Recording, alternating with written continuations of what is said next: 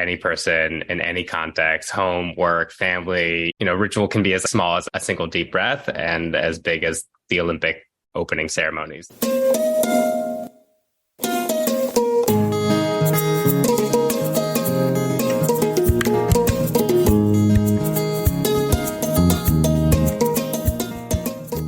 Welcome back to the Whole Human Work podcast, where we are exploring different ways of showing up to work, ways that are definitely more human, more grounded, more real. And that's why I could not wait for Ezra, our guest today, to join us. Ezra is a fascinating guy, and I'm fortunate to be connected to Ezra through his brother, my friend Jonah, who I lived with over a decade ago. I'll share a little bit about Ezra before we get into the conversation. He is a ritual designer, so he founded an organization called Ritualist, the first ever creative studio specializing in the design of secular ritual. This is a topic that I don't hear spoken about often at all, but we would all be well served to bring a little bit more awareness to the rituals through our lives, because we've all got them, whether we realize it or not. And if we can thoughtfully design them in an aligned way based upon who we are and what we want to create in the world, that can be powerful for us and everyone around us.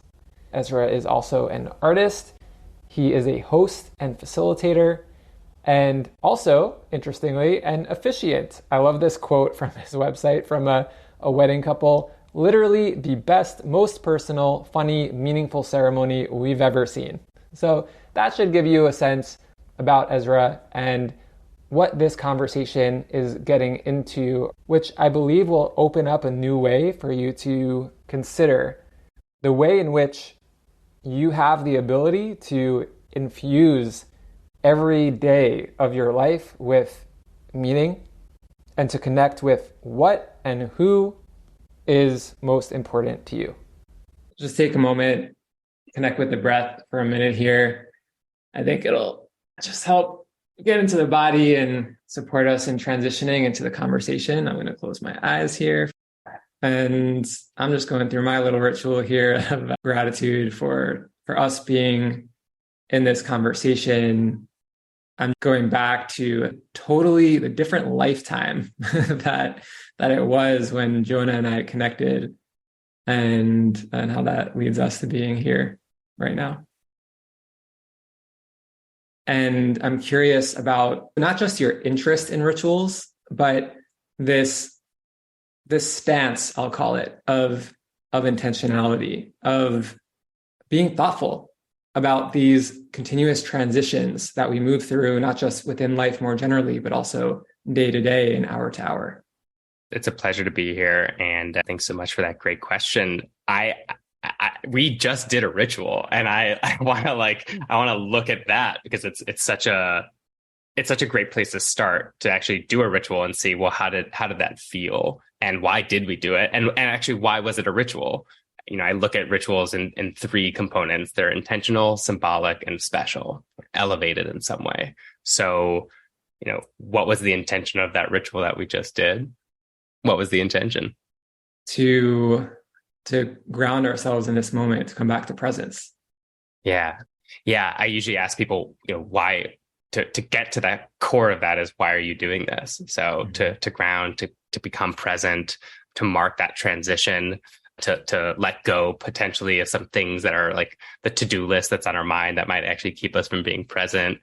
And then when I look at symbolic, I'll ask you, why are you doing this? Or why are we doing this? What does it mean to you? Rituals mean more than what they do. So functionally, what we did was we stopped for a second and took a breath and maybe closed our eyes. But it meant more than that. So for you, what does this mean to you? What does it signal about you that you started your podcast with me by doing that ritual? To me, it signals a commitment to connecting with what's real in this moment, a recognition of the fact that it's too easy to just be living and interacting with other people from a place of autopilot. And why is that important to you? Because what's real is what allows for us to really connect and to continue growing and evolving. So you value connection because through connection, we can grow and evolve. And so when I look at you and I look at your podcast, or I look at how you do things and I see you doing that ritual, it actually signals that what you care about. Rituals point towards what we value, what's important to us, what's most important to us often. And so it's not just that you like want to ground and mark a moment, but actually it's signaling and pointing to this deeper value that you hold and who you want to be and how you want to show up in the world, what you care about.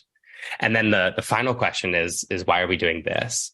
Right? Like if the purpose, if the intention is to ground, there's 1,000 things that we could have done. I mean, we could have lit 2 candles. I don't know. We could have gotten up and rolled our shoulders. So why the breath? Why closing our eyes? Why calling in our previous relationship? We're connected through my brother way back when, like expanding this connection to this like wider story that we are a part of.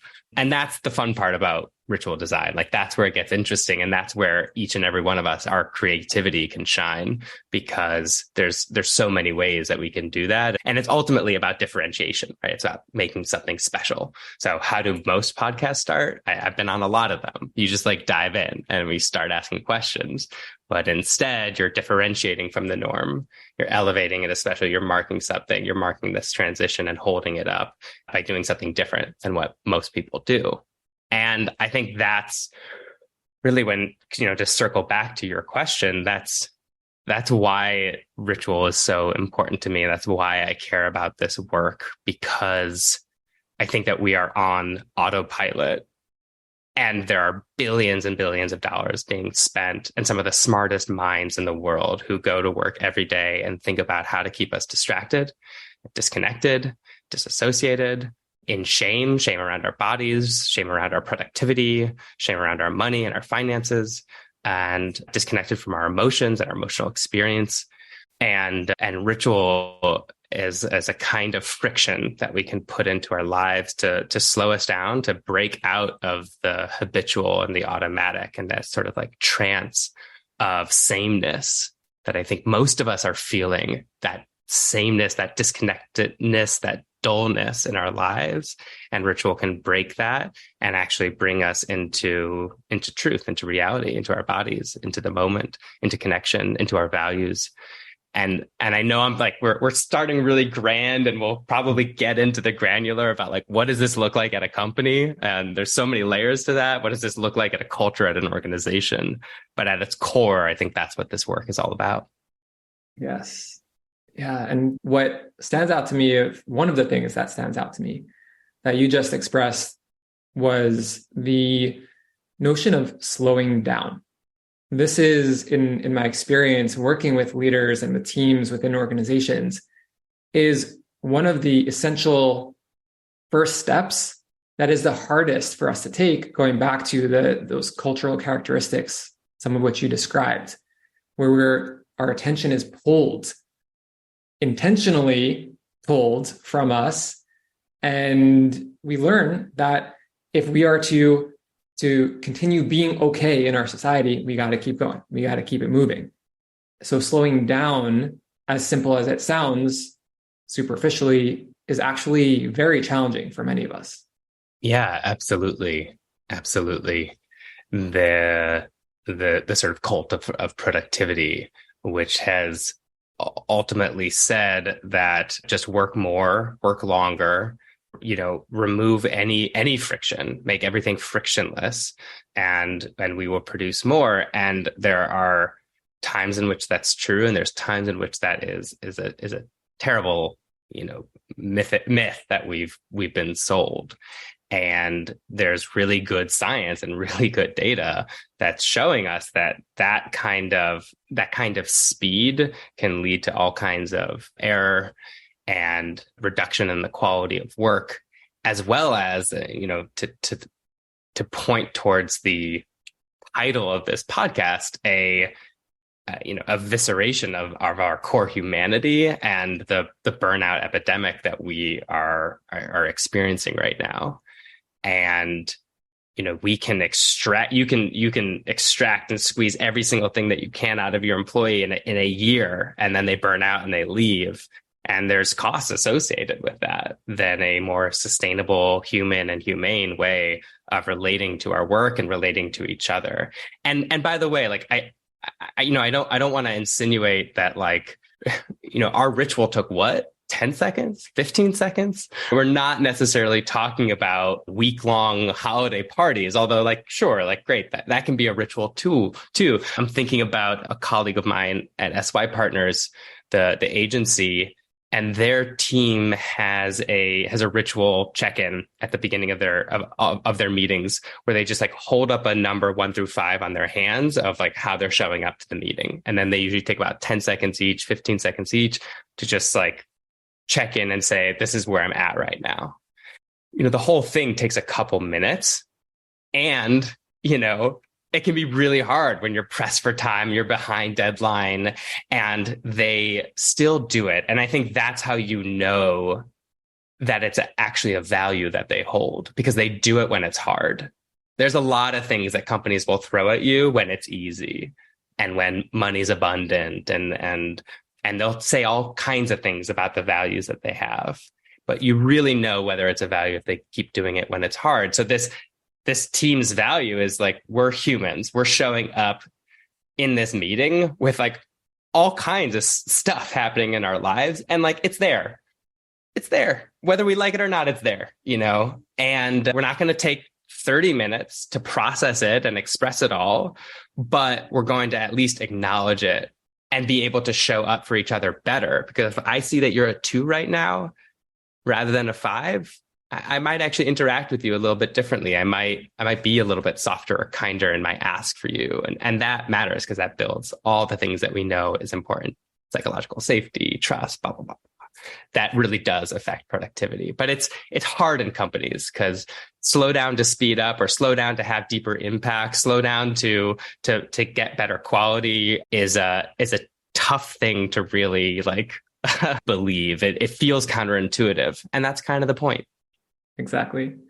And you said one thing there that I want to just name and make an explicit point around. And then I want to continue moving in this direction of values and the way rituals support us in actually embodying values within a company.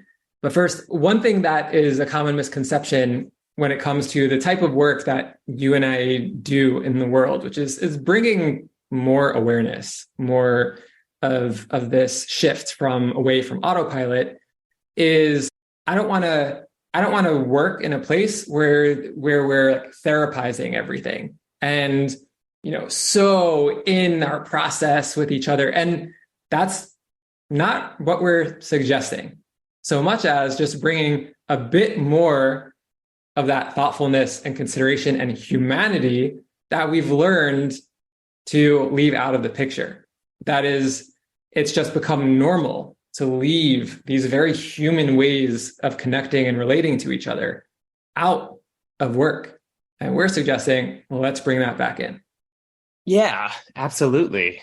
What's that Brene Brown quote? Let me see if it's like, you can either spend a like reasonable amount of time dealing with the like emotions in the room, or spend an unreasonable amount of time dealing with the fallout. It's like something like that. Exactly. That we have this sense that everything is going to, that when we touch on these human elements, it's messy, it's chaotic, it's uncontrollable, and companies really, I think, often thrive on like systems, control, predictability.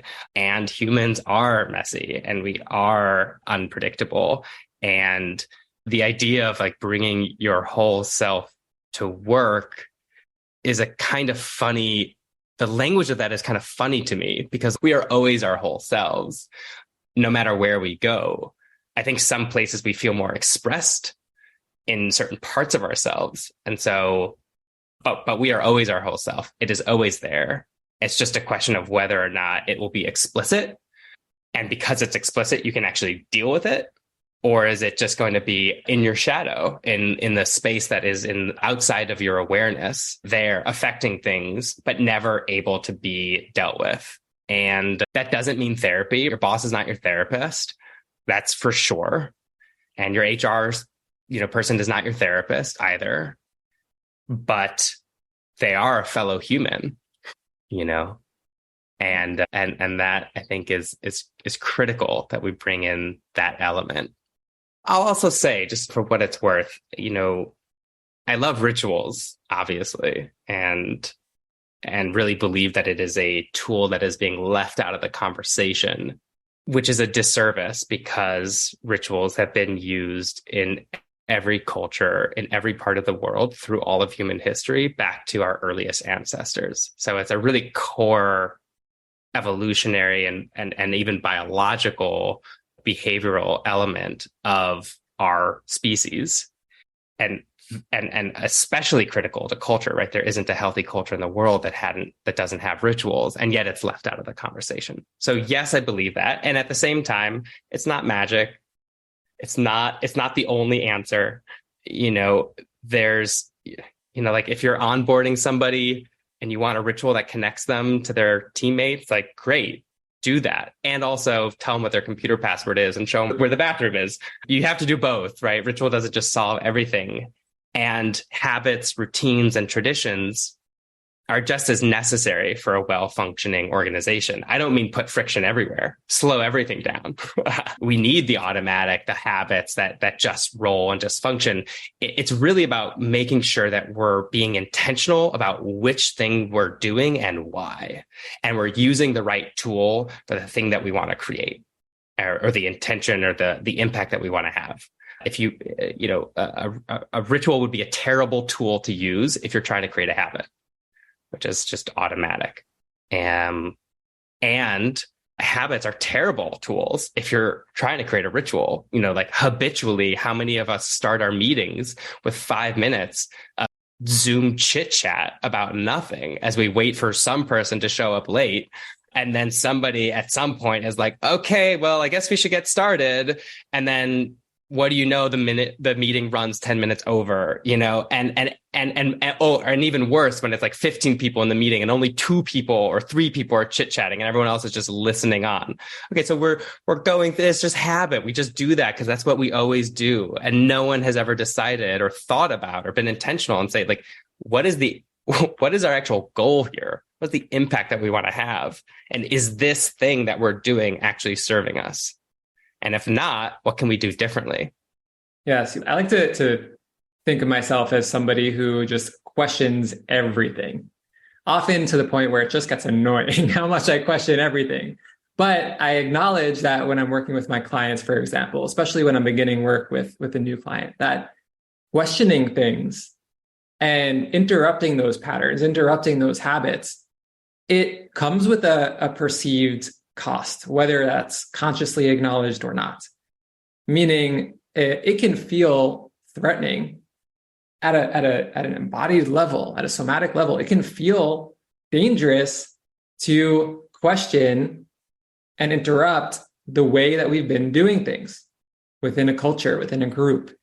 And I'm curious what you would say to that, just given that in my experience, it's such a prevalent kind of dynamic that exists, but we don't often acknowledge that, almost like that initial hump we have to get past in order to start creating these kinds of intentional changes. Yeah, this work is not easy. It is often, I think that the sort of science around change and our resistance to change is important and it informs my work a lot. This idea that any change, even the ones that we like, even the ones that we want, the good ones, inevitably comes with something being lost, which is grief, and something that is unknown, which is anxiety. But it's not the full picture, right? On the other side of loss is liberation, and on the other side of anxiety is hope. So we're going through these changes. We're having automatic, often reactivity, because that's how we're programmed. And yet we're not making space to have the full picture of it. I'm thinking about Zipcar when they were transitioning from a desktop to a mobile app. And this was like in early days when this was not a guaranteed bet. And like any major organizational change, there's There's people being let go, there's new hires, there's org restructuring, and there's a lot of anxiety in the air because of course there is.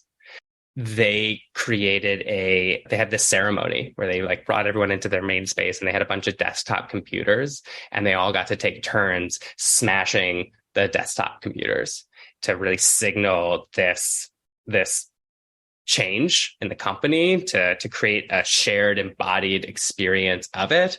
And I think whether implicitly or explicitly, to acknowledge like there's grief, there's anger, there's anxiety in the room right now. And that's okay. That's okay, because we're going to be able to move forward with that. We don't have to just like let it go and disappear and pretend like it doesn't exist and just have a bunch of back channel conversations.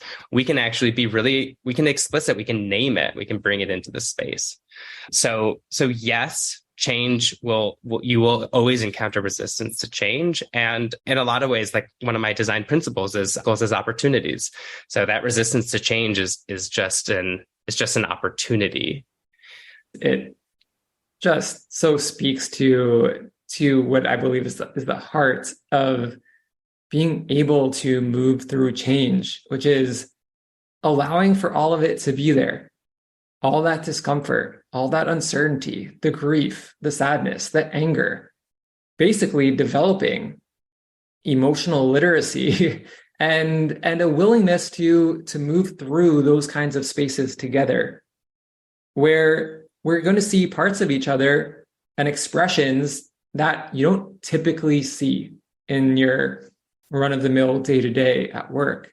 But that is the core, that is like the doorway we need to move through in order to be able to create different changes, to bring more creativity and connection to our work and to what we're creating through our work. And it is so rare that you hear about examples like the one you gave there, where it's so visceral, it's so experiential of smashing a computer. And it serves to not only be together in the shared experience that, as you were alluding to, can otherwise just be there behind the curtain and then comes out sideways in some way, shape, or form. Like I always say, if we're holding something in, it's gonna pop out somewhere. So we might as well learn to be with it. Right. And like we've had thousands of years of evolution that have developed tools to deal with this change, and the anxiety and grief of change is not new to the human experience. Our ancestors have gone through this. And by the way, even much more I shouldn't say much more significant changes. It's always significant. But our ancestors went through this as well, and they figured out how to do it and how to do it well. And they created this thing, and it's called ritual. So we don't have to reinvent the wheel here in the sense that we know, and the science shows that rituals help create a sense of control in times of anxiety. They enhance performance by decreasing anxiety. They provide stable feelings of social connection. They help people deal with loss. They increase creativity. They improve the quality of experience. There's tons of studies now that can point to what we've long known intuitively, that change requires ritual. Or, like, as I was saying during the time of COVID, collective loss requires, and collective grief requires collective ritual, collective process, collective healing.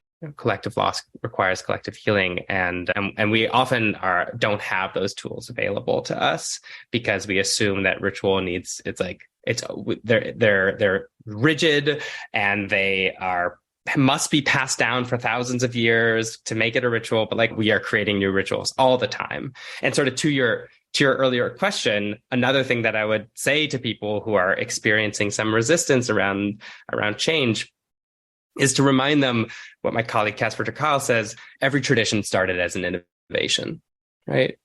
Every tradition started as an innovation. So you just look at, where are you in your timeline? The things that you hold true and core, and we've always done it this way. Well, no, that actually started 20 years ago, Right. Yeah. Yeah. Or like my uncle, who I went to his Passover Seder for the Jewish holiday of Passover. And there's this book that you follow called the Haggadah. And I wanted to bring some new rituals. Hey, let's try some new things. And he was like, Ezra, what I love about Passover is that it's always the same. So he said. So he rejected all of my new rituals. And then I went to his house and I looked at the Haggadah, and his Haggadah that he was using was called the New American Haggadah. And it was like published in the 90s, it was like always the same. I'm older than this Haggadah, So I think we trick ourselves into, tell ourselves these stories because it makes, like we tell ourselves these stories that these things are timeless and forever, when really they are in constant flux and constant evolution.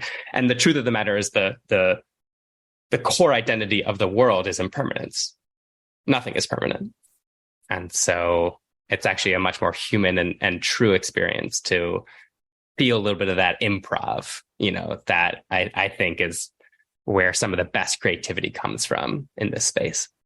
So let's build on that improv of recognizing and moving through uncertainty, which can be very confronting in a business world that prides itself on some illusory certainty that we can guarantee with the right data and the right language. And in this traditionally top-down approach to creating things in the world, to building businesses, that says as long as there's enough control over everything that's happening, we'll be able to keep moving forward, regardless of what's going on around us, regardless of what's changing, as long as we've got control. And this is one of the things that gets in the way of embodying values. We can have the best intentions in the world when we create a business. And the founders and the initial leadership teams can genuinely believe in the values that they speak to, the values that then go on the plaque that goes on the wall. And inevitably it becomes just another decoration, because oftentimes it's inconvenient to address questions of value when they come up. It can force us to let go of control for just a moment and come back to the essence of why. Come back to the symbology of not just the value itself, but why we all came together to work on this thing for this company. So I would love to get a little bit of your insight based on your experience working within organizations of different kinds, of teams of different kinds. What can be supportive of acknowledging the values, even when it feels like it's not the right time? Do you have an example from, of when you saw that happen? Yeah, let's see. There are many examples of what's the classic stereotypical value? Integrity. Acting with integrity. Many companies have some value related to being honest, being transparent, being responsible, accountable, and integrity in some way. And it's one that we tend to interpret in different ways, depending upon what's going to allow us to continue moving forward with our business in the way we intend, without sacrificing things like speed, without adding too much additional cost. We tell ourselves, okay, I know this thing is really not totally aligned with our values as a company, but the ends justify the means. Where we're going, and this is a classic issue within tech, where we're going is going to help the collective, is going to support humanity. If we cut these corners here and do these kind of shady things with the data there, the ends by far, because of the scale of our reach, justify these means. And when you're in the moment making those decisions, to come back to integrity and make a really challenging choice that is going to impact your life and the life of your employees, how fast that company can grow, that can be a really challenging moment to make a decision that is truly aligned with those words on the wall. Yeah. And even more complex when you're facing a decision in which the values don't actually, that when the values feel like they're in conflict with each other. Like, to use that example, let's just say that company also had the value of, creating an environment where our employees can flourish financially and do their best work, whatever. Yeah.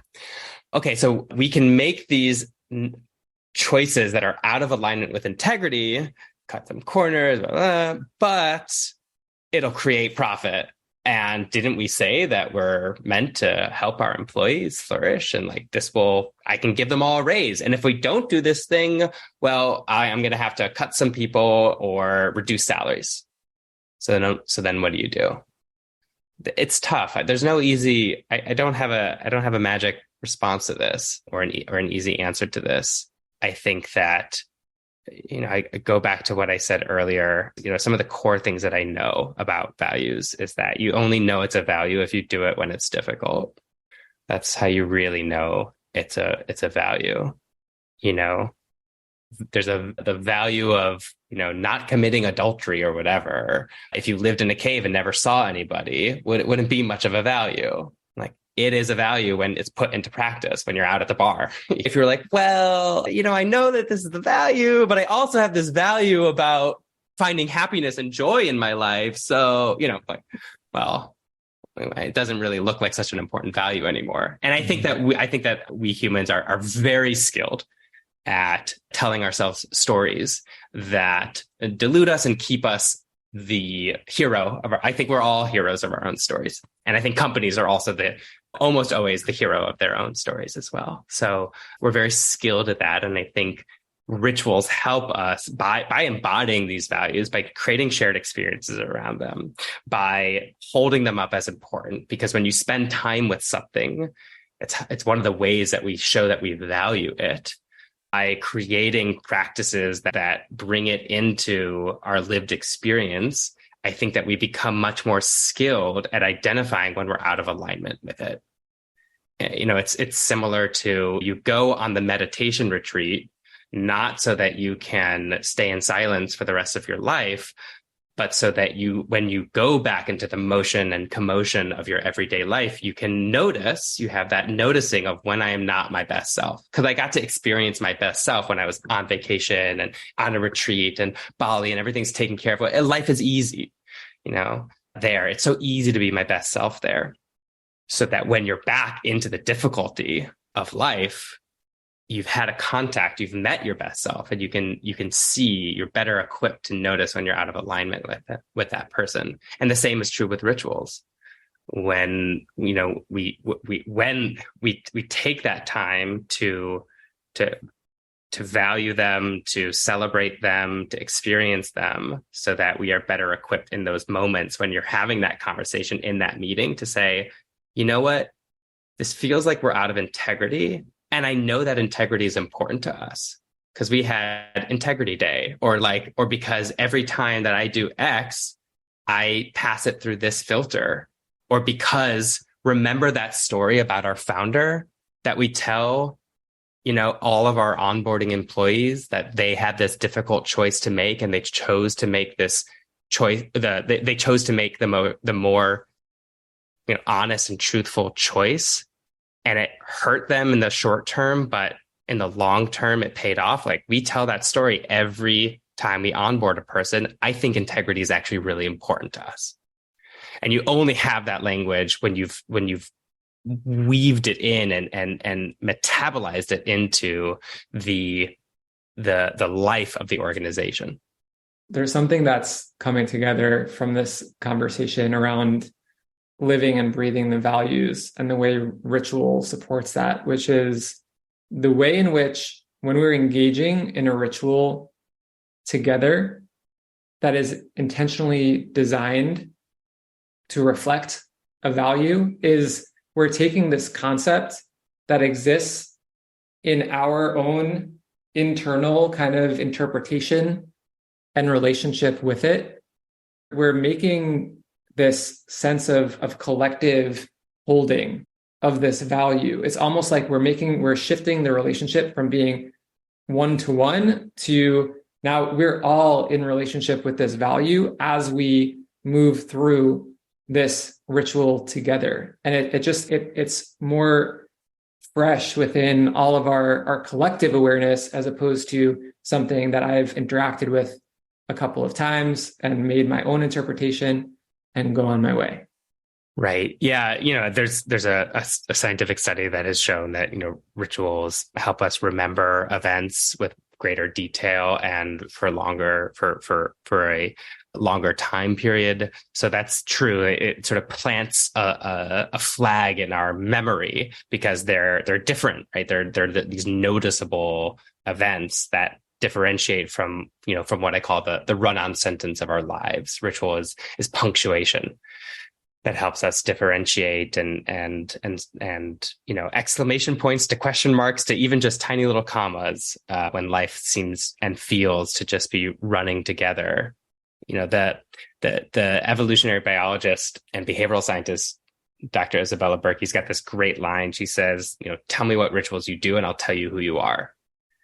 That because they are these, very visible, tangible, embodied experiences and practices, that they take these intangible concepts and they actually make them visible, that they can be one of the best tools that you have for correctly identifying who a person is or who a culture is and what they value. That can be a little tricky in the sense that we can all point to plenty of rituals that are hypocritical, right? That the values that the ritual is embodying aren't actually truly held, especially by the leadership. And so it's hypocritical, it's window dressing, it's bypassing. And that's a real risk in this work. And that's why I do think that while the process of creating the rituals is best when it's ground up, the process really has to start with leadership and that deep inner work in themselves for them to identify what they value, what they care about, and how they are willing to live their lives aligned with these values. Because as soon as we see, I think it's the number one reason why people in surveys around what a toxic workplace is, it's leadership hypocrisy. As soon as people get a whiff of that, it creates a real environment of toxicity and mistrust. So it's important, it's important to really do that deep examination. One thing that I'm just taking in over the course of this conversation is how committed you are to bringing that punctuation to the run-on sentence that most of us have just grown accustomed to as a way of being. So I would love to hear from you one ritual, one practice, something that has been special for you that maybe could be accessible to somebody listening as an inspiration for something that they can do to support their more complete expression of who they are, of their values when they're showing up to work and to life. Yeah, thank you for that question. My brain always short circuits whenever anyone asks me about what rituals you do, partly because I do so many and partly because, it's just because also like they are in constant evolution, which is a core, belief of mine that these are not static practices that need to, exist forever, that they can serve you for a certain amount of time. And that's perfect, just the way that is. They don't have to be forever for them to be valuable. I also find some resistance to this question because there's a lot in pop culture right now, the sort of do this, feel that rituals is how I like to call them. It's like step 1, step 2, this, that, and then you're going to feel this way. And it's a sort of like transactional relationship with ritual. And it makes it actually, it takes it away from its quality as a ritual because you've gone right to the what. Why are you doing this? And you've skipped the why am I doing this and the why am I doing this? You've skipped those two questions. And those are really fundamental for the ritual to ultimately have its impact in your life. And you can't just take my answer and project it onto yourself and expect it to have the same kind of resonance. So, I tend to resist these sorts of questions. And yet, I know that some examples can be helpful. I know that a lot of people have trouble turning work off, especially if they're working from home. And I've done a couple things around that. For a while, at the end of the day, when I decided I was done with work, I would shut down. I would do the practical things like close some tabs, some of that stuff, and do my end of day wrap up. I would shut down my computer, which felt like radical. I was actually going to shut it down. And then I covered it with this really like beautiful little cloth that I had brought back from some of my travels. So that inevitably, when I looked over at my computer, I was like, oh, that's right. I turned it off and I'm done with work. Because that instinct, that habit is so ingrained. And I've heard people apply this ritual in all kinds of interesting ways. I heard about someone who they took like a picture that their kid drew and they put that on top of their laptop, because when they looked over, they remembered like, oh, I'm turning off my laptop. Why am I doing this? Or why am I doing this? Oh, it's to connect and be with my family. So that was their reminder of the why for them. So I think that can be really helpful. I changed my computer password to deep breath, which is just, I don't always do it, by the way. Like I would say I more than often don't take a deep breath whenever I log back in on my computer. But there have been times where I really needed it, where I was like so stuck in the autopilot, and I just like one single conscious breath when I turned on my computer can be so powerful to reorient of like, why am I doing this? Why am I here? Like the Instagram scroll, like I went on to message a person and then 10 minutes later, I'm like, didn't message that person. And I like completely forgot why I was there in the first place. How do they do that? So just that simple little bit of friction is helpful. And I really encourage, if you're wondering where to start with ritual, look at transitions in the day, look at beginnings and endings, and look at meal times. Meal times are also a really great place to start, because the sort of science behind habit building from BJ Fogg and James Clear around habit stacking, like find something that you're already doing and then build like a habit on top of that. It's pretty similar with rituals. I know I'm going to eat multiple times a day. And so it's a great way of adding a little bit of ritual into my life. And with my partner, when we sit down for dinner at the end of the day, I mean, to be honest, lunch is often like standing up or at my desk. I am totally guilty of it.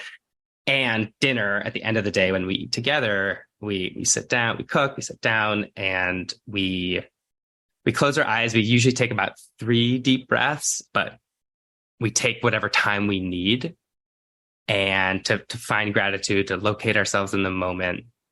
And then when we're ready, we open our eyes on our own time. And when both of us have opened our eyes and we're looking at each other, we usually say something sweet, like, I'm grateful for you, or I love you, or I'm so happy that we have this meal. And it's actually a great example of a ritual that has some kind of structure and rigidity to it. Like we close our eyes, we take some breaths, but there's also improv and flexibility, because the thing that we say to each other is always contingent and informed by that day and how we're feeling in that moment. So there's a bit of continuity as well as flexibility, and it makes it a really great way and quick way of checking in with ourselves and elevating what can be just the consumption of calories to something special. Finding those refrains, those sentences that keep appearing, and just inserting punctuation in those sentences are going to come up. That's beautiful. Those are I'm definitely inspired by those examples. So thank you for going there and sharing them. Those are beautiful. And if you believe me that you shouldn't just do what I say, then I'll bring you back actually to where we started in this conversation, and just ask yourself those same 3 questions. Why am I doing this? Why am I doing this? And why am I doing this? And you can use those questions both for creating a new ritual from scratch, and you can also use those questions for taking something that you're already doing and adding some more intentionality and meaning to it. Like if you make coffee every morning, total habit, why am I making coffee, and why am I drinking coffee in this way? And what are some special ways that I can bring more layers of meaning to it? I'll say that maybe you can edit this, or I don't know, but another example just came to mind, so I'll give it anyway. I always forget this one, but it's a silly one, and maybe it's helpful because it's silly, which is I make coffee every morning, total habit, automatic, unconscious, right? It's not a meaningful thing in my life, but I trained my Google Home where I say, "Hey Google, it's coffee time." I was like, "Is it going to actually?" 1 minute and 30 seconds. And that's starting now. Hooray, hooray for coffee. I don't know if you caught that, but it's so my coffee brews for 90 seconds. And then I just like trained it to say, "Hooray, hooray for coffee," which, it's like, it just brings a little bit of joy into my life. It's even every time it happens, like I just smile a little bit. And, we don't always have to think about rituals as these like massive productions. We can think about really just the spectrum of ritualization, right? Just like how many, just 1 degree more special than what's normal, and what's what I always do. And even that can actually over time, bring a lot of meaning to your life. Yeah. Train your robots to encourage some ritual in your life. Google is not paying me for this. I wish. It's not an endorsement, but yeah. Yeah. Thank you, Ezra. So for those who want to look into ways to experience this with you, to go deeper into ritual with you, what are some ways people can do that? For sure, check out my website, ritualist.life, or you can find me on Instagram at ritual_ist, Ritualist. My creative studio is called Ritualist, where I do this work. For sure, email me. My email is, hey Google, stop. That's the timer. Coffee's ready. Email me, Ezra@ritualist.life. I'd love to hear if you've got a ritual that you have, or you just realized is a ritual for the first time. I collect examples of rituals as a hobby. I am a total nerd that way. So I'd love to hear from it, or if you're struggling with a ritual at work or in your life, shoot me an email. I'd be happy to chat. And if you are sold and really want to be able to apply this in your work life or home life, I have a course. It's a 7-week course. We learn in all online, but all live, where we learn in small little groups of 6.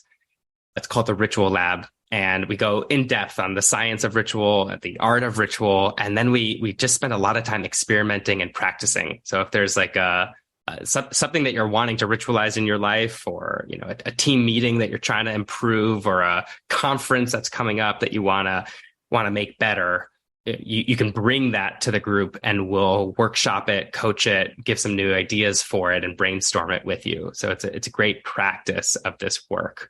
And then you leave the course with awesome colleagues and peers that you can use for feedback for forever. It's an amazing thing. It's the best thing that I've done, I would say, in my career. And I'm launching new cohorts in the spring and summer. There's already a wait list. So definitely go on my website, ritualist.life/learn, and you can put your name on the wait list. Thank you so much for being here, Ezra. Thank you, Oren. It's a pleasure and a joy. And I feel really grateful to get to have this conversation. I hope that the words that we shared in this conversation that we had finds its way into people's minds and hearts. And I hope that it brings a new layer of meaning and purpose and connection in your lives.